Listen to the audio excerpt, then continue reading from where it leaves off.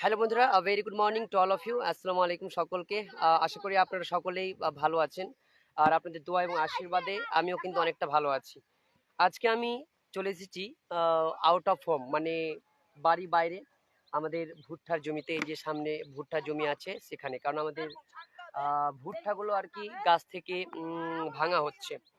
তো দেখলাম পাশে কিছু বাচ্চা ক্রিকেট খেলছে, তাদের হাতে ব্যাট এবং বল, আর এখানে স্টাম্প কিন্তু মানে গাঁড়া রয়েছে।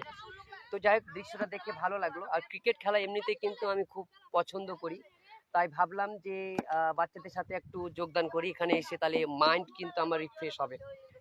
তো যাই হোক, আজকে কিন্তু মাইন্ড রিফ্রেশ করতে চলে এসেছি সেই বাচ্চাদের সাথে ক্রিকেট খেলতে, কারণ একসাথে অনেকগুলো সমস্যা কিন্তু ভিড় করে ফেলেছে।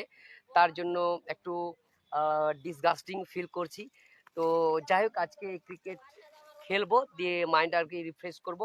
তো সর্বশেষ কিন্তু আমি একটা কথা বলি যে যখন আপনি পৃথিবীতে আছেন, অর্থাৎ সমাজে যখন চলছেন, বিভিন্ন মানুষের সাথে যখন আপনি মিশছেন, তো সমস্যা কিন্তু আসবে।